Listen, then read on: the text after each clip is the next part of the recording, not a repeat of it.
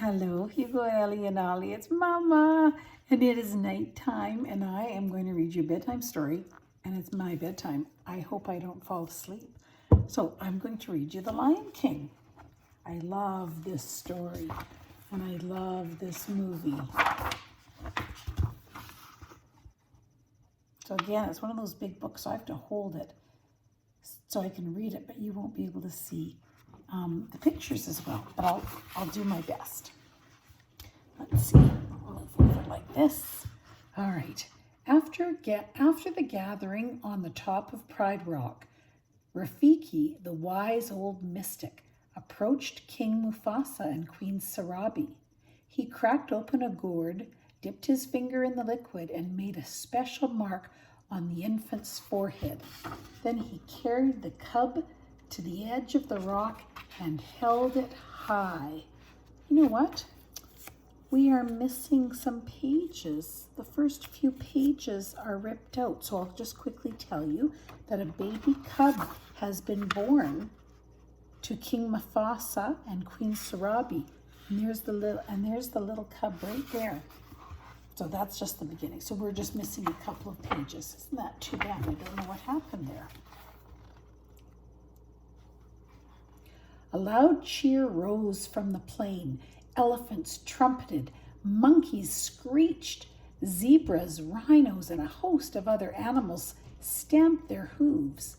Then a hush fell over the gathering. Together, the animals of Mufasa's kingdom knelt before Simba, their new prince. Yet one family member did not attend the ceremony. Mufasa's brother Scar had spent the entire morning toying with a mouse. He was just about to eat it when Zazu, the king's major domo, appeared. Startled, Scar turned and the mouse scampered away. "Now look, Zazu, you've made me lose my lunch," Scar complained. "You'll lose more than that when the king gets through with you." But Scar wasn't listening. He was still hungry, and Zazu was beginning to look pretty tasty.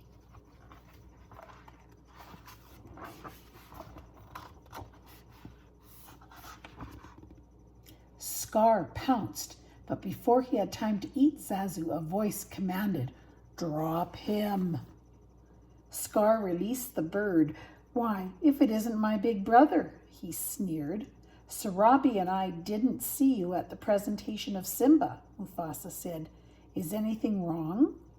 "That was today?" Scar said. "Oh, I feel simply awful.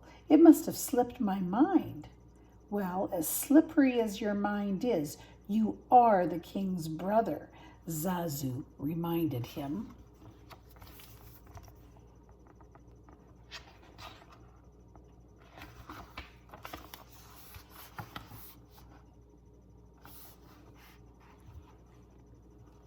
Zazu also reminded Scar that he should have been the first in line to congratulate his brother.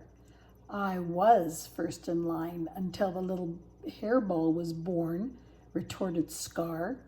"That hairball is my son," Mufasa reminded him, "and your future king." "I shall practice my curtsy," Scar said.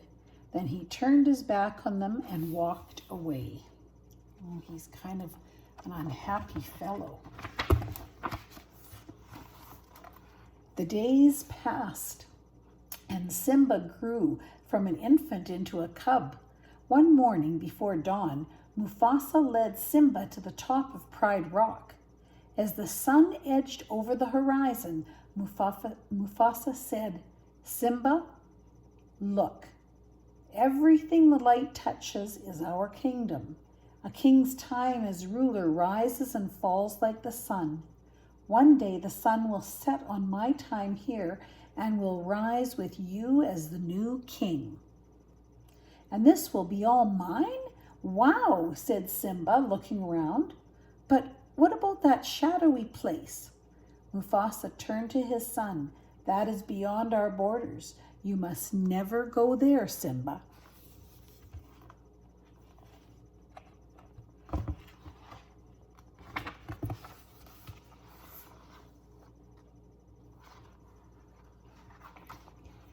As they wandered away from Pride Rock, Mufasa said, "Simba, everything you see exists together in a delicate balance. As king, you will need to understand that balance and respect all creatures because we are all connected in the great circle of life." The young cub tried to listen, but a grasshopper caught his eye, and he chased after it. Just then Zazu arrived with the morning report. "Sire," he addressed Mufasa, "hyenas have crossed into the Pride Lands." Quickly the king ordered his major domo to take Simba home. "Aw, Dad, can't I come?" Simba whined. "No, son," his father replied, and he took off after the dark shapes in the distance. After Zazu made sure that Simba was home safely, the excited cub found Scar sunning himself on a rock. "Hey, Uncle Scar," Simba cried, "my dad just showed me the whole kingdom, and I'm gonna rule it." Scar growled, and slowly he began to smile. "So, your father showed you the whole kingdom, did he? Did he show you what's beyond that rise at the border?" "No," said Simba. "He said I can't go there." "And he's absolutely right," Scar replied. "It's far too dangerous. Only the bravest of lions go there. An elephant graveyard is no place for a young prince." "An elephant what?" said Simba. "Wow." "Oh dear, I've said too much," said Scar, grinning slyly. "Just do me one favor," he added. "Promise me that you'll never visit that dreadful place. And remember, this is our little secret." It doesn't seem like that's a very good secret to keep, does it? But Simba's pretty young and he doesn't know any better. As Scar backed away, Simba stared at the distant spot on the horizon. He had no idea that Scar had cleverly set a trap to rid himself of the future king forever. Simba knew that he would be disobeying his father if he went into the elephant graveyard, but had Uncle Scar said that only the bravest of lions dare venture there? Wouldn't Dad be proud of such a brave cub? Thought Simba.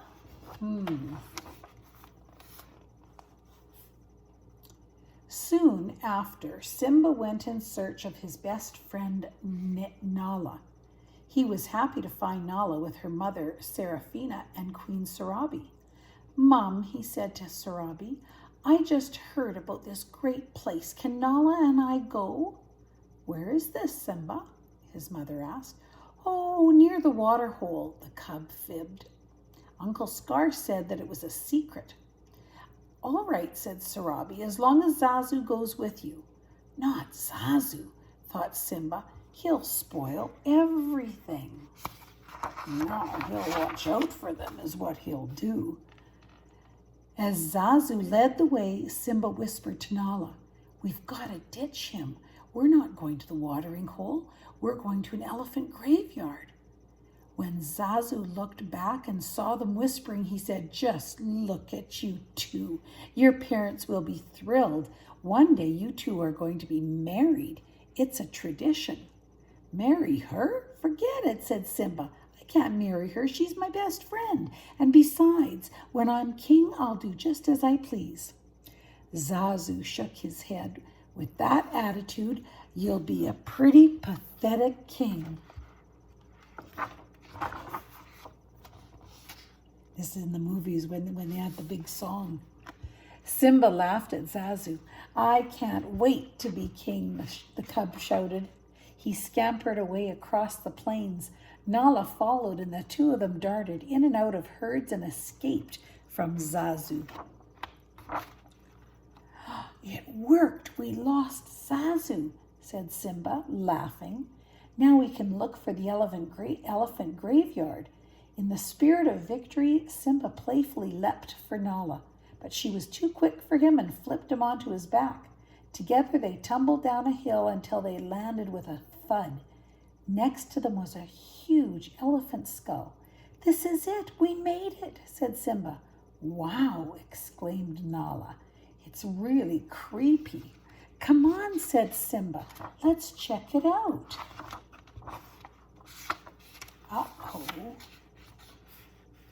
Before they could climb on into the skull, Zazu caught up with them. We're way beyond the boundary of the Pride Lands, he said, and right now we all are in very real danger. Ha! I laugh in the face of danger, said the brave lion cub. Ha ha! Ha ha! Replied the elephant skull. Then out of the skull's cavernous eye holes popped 3 slobbering hyenas. Well, well, well, Bonsai, what have we got here? Said one hyena. I don't know, Shenzi, answered another. What do you think, Ed? Ed, the third hyena, just licked his lips and laughed. Baring their fangs in wide grins, the hyenas crept toward the trespassers. They grabbed Zazu first. Why don't you pick on somebody your own size? Simba shouted. The hyenas dropped Zazu and raced after the cubs. When Shenzi threatened Nala, Simba swiped his claws across the hyena's nose. The hyenas raced after the cubs, who found themselves trapped inside the bones of an elephant's rib cage. Then the angry hyenas advanced towards Simba, their sharp teeth gleaming. A giant paw suddenly struck Shenzi, sending her and the other hyenas into a pile of bones. No match for the powerful lion king, the beaten and bruised hyenas fled.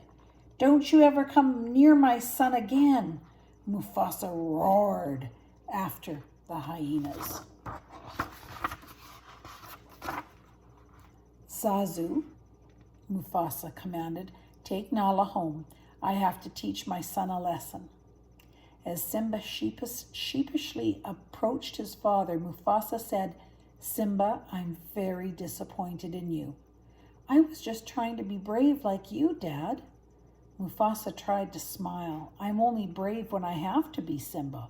Being brave doesn't mean you go looking for trouble.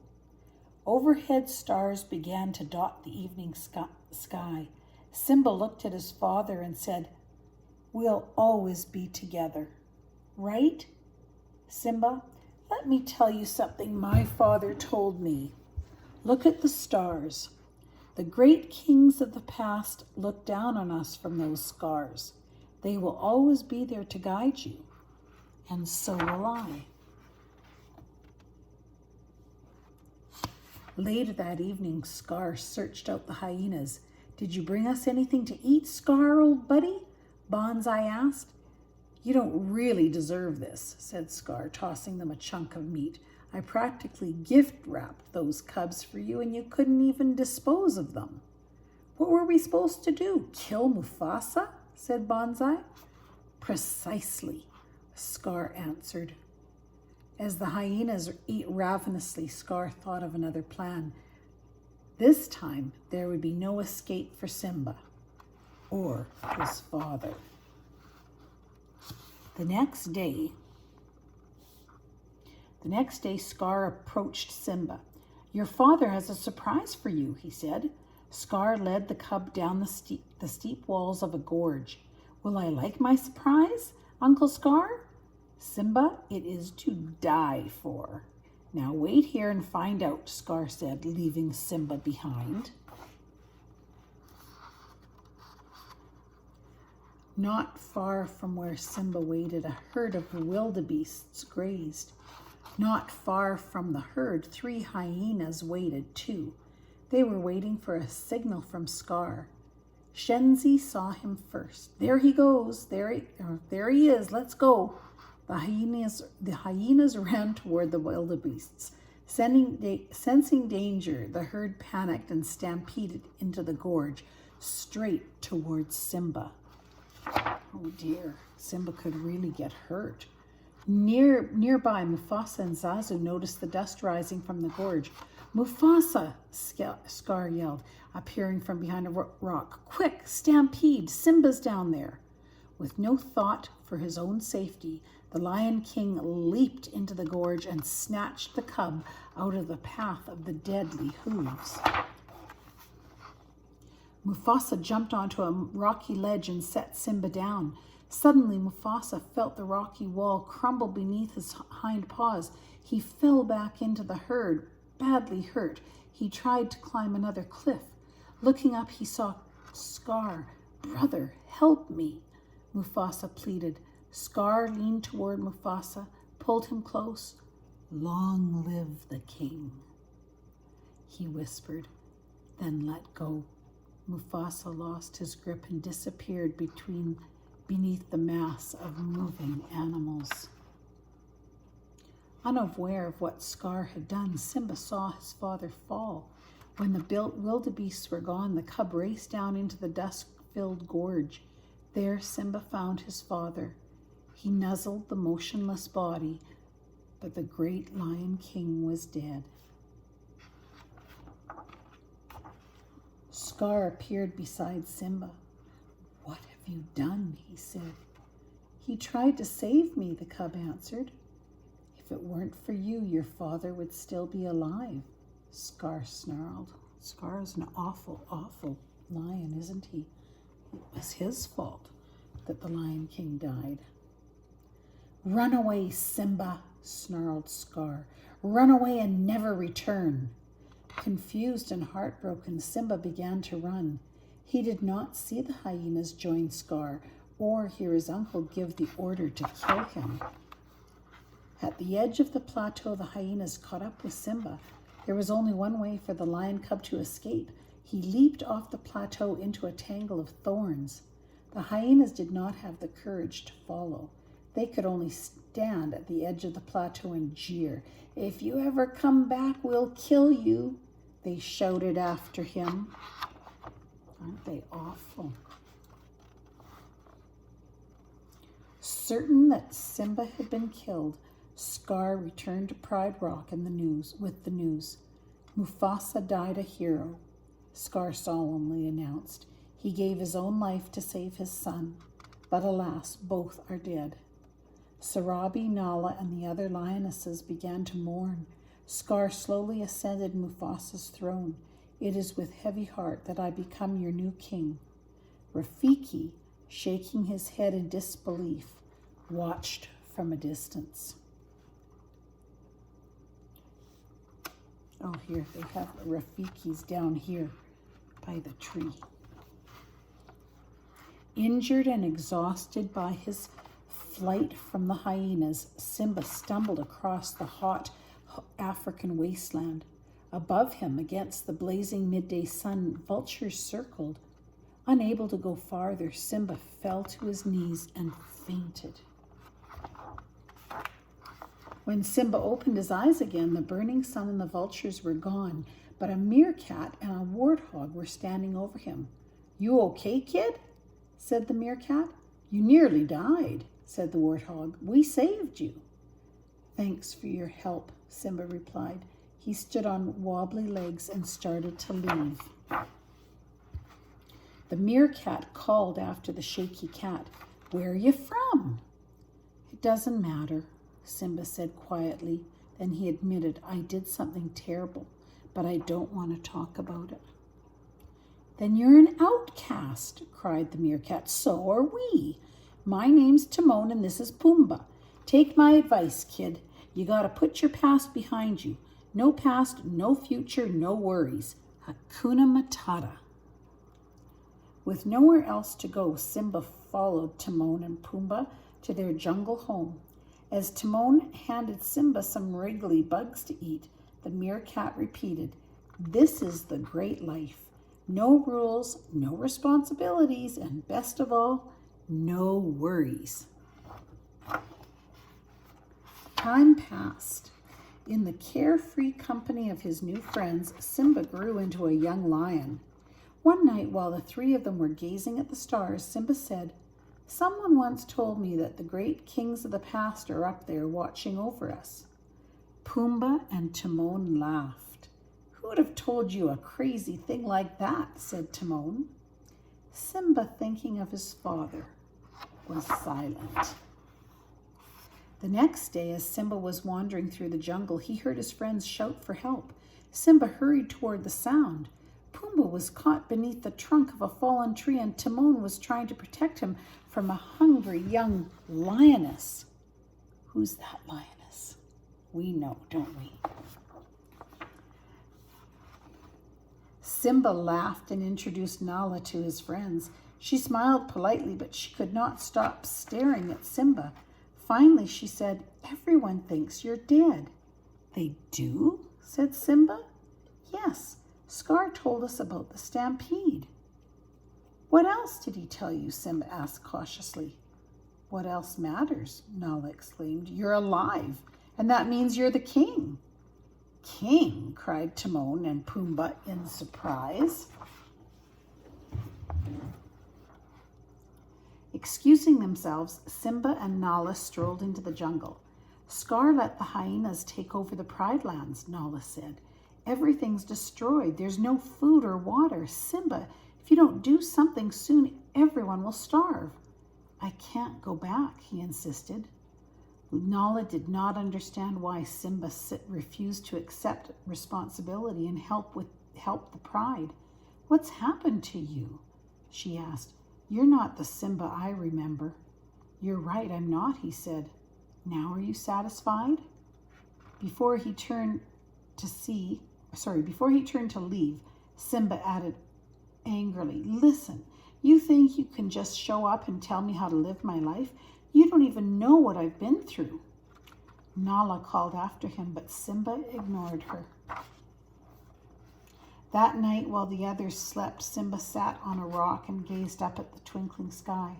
"I don't care what anyone says," he said aloud. "I won't go back.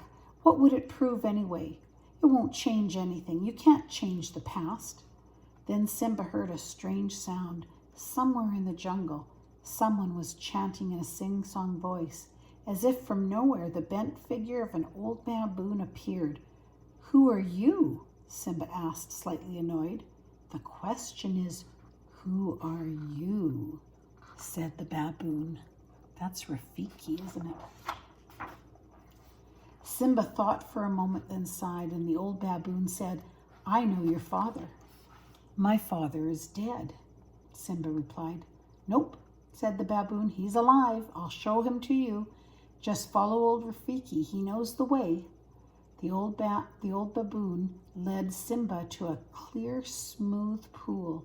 "Look down here," Rafiki advised, and in the pool Simba saw only his reflection. "Look harder," the baboon insisted. A breeze rippled the water, and when the pool became still, Simba stared at the face of his father. "You see, Rafiki," he said, "he lives in you." Simba heard a voice call his name, and he looked up and saw the image of his father in the stars. "Look inside yourself, Simba," said his father's image. "You are more than what you have become. You must take your place in the circle of life. Remember who you are. You are my son and the one true king. Remember." The vision faded. Simba remained alone, thinking. The next morning, Nala, Timon, and Pumbaa looked all over for Simba. Finally, Rafiki caught up with them. "You won't find Simba here," the baboon said. "The king has returned." Timon asked, "What do you mean?" "He's gone back to challenge his uncle," Nala exclaimed. Ahead of them, Simba moved swiftly toward Pride Rock. As he crossed over into the Pride Land, he saw ruin and devastation everywhere. For a moment, Simba hesitated. Then he felt a fresh wind and saw rain clouds gathering on the horizon. With renewed hope, he continued his journey. Soon Nala joined him, as did Pumbaa and even Timon. As they approached Pride Rock, they saw some hyenas. Pumbaa and Timon stayed behind to divert the pack. Nala went to find the lionesses, while Simba forged on alone in search of his mother. Meanwhile, at Pride Rock, Scar reigned without shame. "Where's your hunting party?" he shrieked at Sarabi. There's no food, she replied. The herds have moved on. We only have one choice. We must leave Pride Rock. We're not going anywhere, he growled. Sarabi replied, then you are sentencing us to death. Then so be it. I am the king and I make the rules. If you were half the king Mufasa was, Sarabi began. Enraged, Scar struck her and she fell. A tremendous roar echoed among the rocks. Scar whirled and saw a great lion before him. Mufasa? He said, gasping. No, it can't be. You're dead. Weak and delirious, Scar backed away from the ghost. What do you want? He cried. Why are you here? Go away. Go. Leave me alone. Although many years had passed, Sarabi still recognized her son. Simba, she said quietly. You're alive. Simba, Scar exclaimed. Then he glared at the hyenas who had failed to kill Mufasa's boy. This is my kingdom, Simba proclaimed. Step down, Scar. Scar laughed. Well, I would, of course, but there's one little problem. And he gestured toward the hyenas. Quickly, the hyenas swarmed over Simba. Oh, dear. Enough, Scar finally cried. The hyenas drew back, providing a clear path for Scar to approach Simba, who struggled to avoid falling to his death. Scar sneered, Where have I seen this before? Oh, yes, I remember. That's the way your father looked before I killed him. Oh, he's a horrible lion. Gathering all his strength, Simba leapt toward his uncle. As they fought, Scar ordered the hyenas to help him. Moments later, Nala and the lionesses arrived along with Timon and Pumbaa. With fury, they attacked the hyenas, attempting to drive them away. As the groups clashed, lightning struck the dry grass of the flatlands. The wind, now fierce, swept huge flames toward Pride Rock. During the battle, Simba became separated from his uncle. Then Simba saw Scar crawling up Pride Rock.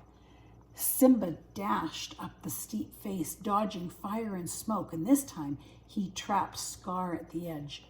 Simba, you don't understand, Scar insisted.